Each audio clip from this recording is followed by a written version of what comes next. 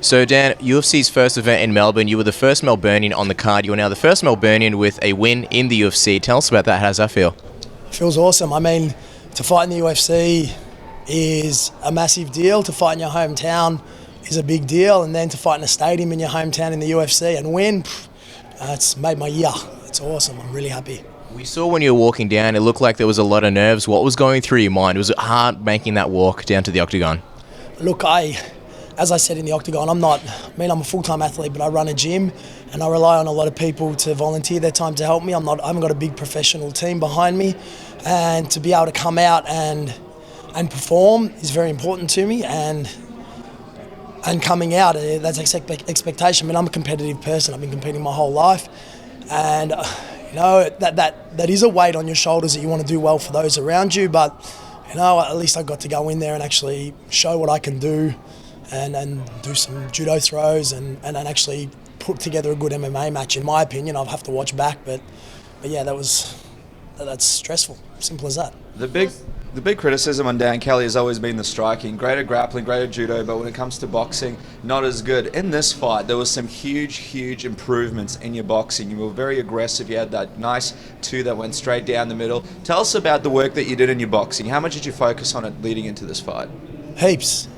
I mean, everyone criticises he can't box, he doesn't show any judo. I mean, I boxed and showed judo tonight. He hit me a few times, granted, but I hit him with some very, very heavy shots, and I think my striking is improving. I'm 38 years old, and I came to striking late. My body doesn't let me do a lot of things, but I will get in there and have a crack and throw down. And I've won 3 fights in the UFC now, and not against locals. They're all Americans that I've beaten. So I think I'm proving that I belong in this organisation, and I belong in the top organisation in the world, and I'm going to carry on for a little while longer.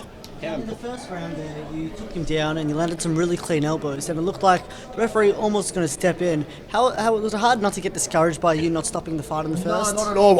Look, if they're going to stop a fight, the guy normally goes limp a little bit. He still felt quite strong in the body.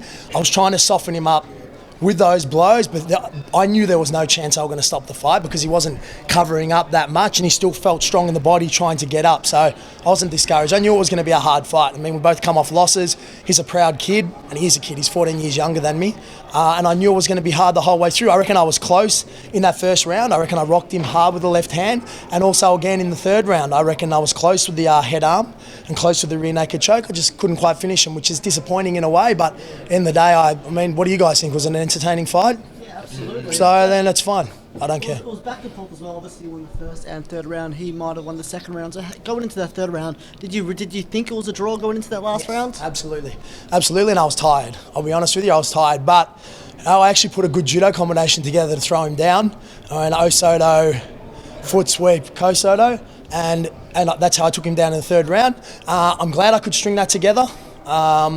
That's been a criticism as well. I'm just happy I could actually showcase what I can do in the octagon. That's what I was really happy about. Dan, was this the biggest win of your career, you feel? Oh, for sure. I mean, coming off a loss, if I'd have lost, I'm out. There's no question at all. I mean, the last fight I got stopped in less than a minute. The fight before that in Denver was ugly. I'm not going to deny that. Obviously, there was circumstances around that. This fight keeps me alive for another 2 fights. That's it. And it was enjoyable. Once I got in there and the bum hole stopped going like this and the retching stopped, it was great fun. Richard Walsh was back here and he actually saw that you won the fight, and as we were doing the post-fight interview, when we started talking about the relationship that you two had together, he actually started to cry. It was a pretty special relationship. We could see it from the interview. What does it feel like being able to both local guys being able to win on such a big card? What's your relationship like? Oh, it's very close. There's one more important one to win now, and that's Jake. And I train with Jake 2 or 3 times a week. I love the kid. I'm close friends with his dad. He's the next one to win. Walsh means a lot to me as well. I go up and visit and travel. We talk to each other once a week kind of thing. It's a shame Brennan wasn't on the card as well. The 4 of us have actually stayed quite close after the house, and even though they're a lot younger than me, I really like those guys, and it is emotional. I mean, you guys got to remember, this is an emotional sport. You put your balls on the line every time. I take away time from my family and kids.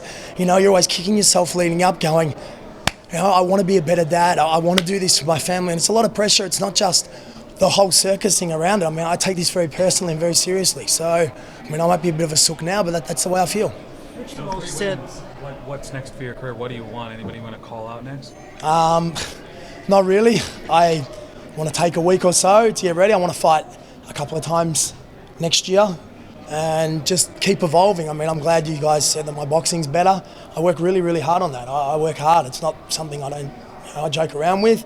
Obviously, even in judo, I wasn't the most naturally gifted athlete. I have to work hard for every game that I get. So I give it a week and I'll message Joe Silva. I'm happy I'm alive still, and we keep going.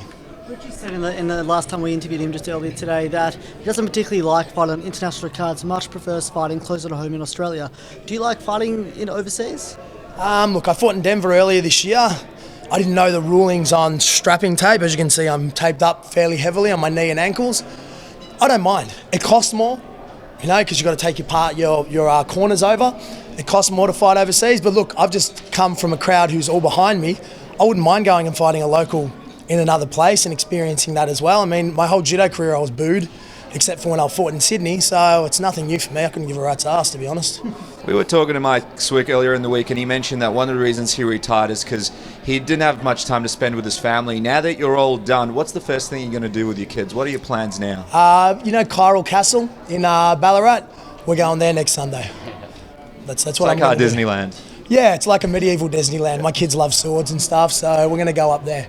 Now, it's important, you concentrate so hard because you take it seriously for 8 weeks, 9 weeks, and everything else falls behind. At the time, you're selfish, you're pushing, and you don't really stick your head up. In the last week, you actually do. Well, I do.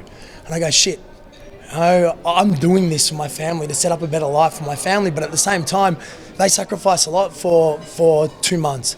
I mean, my poor wife sacrifices everything. And at the time, I think she's unreasonable. I'm the one who's unreasonable, not her. And that's how it is.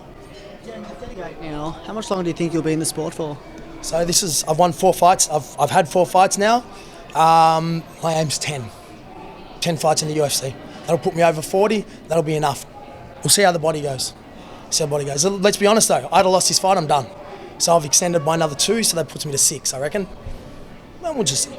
Just to clarify, when you say if you lost this fight, you would have been done, you mean retired or just out of the UFC? I would have been out of the UFC. And to be honest, I'm not going back to local shows. I'm 38 years old. I won't ever get a bump back up. I'll have nothing else to prove. This is a proving ground here. Look, I did it in the Olympics. I mean, I wrestled at Commonwealth Games. Now this is another place to prove myself. And there's financial benefits as well. So, in terms of the pressure, how does the pressure compare from the Olympics to the UFC octagon? It's more emotionally draining doing the UFC. The Olympics is a pleasure, and so is this to an extent, but it's more emotionally draining in the UFC because it's one fight, one person, one 15-minute block, and you're done. So yeah, this is more pressure, I think. And I sacrifice a lot more than when I was a kid doing judo. Thank you. Nice. Thank you.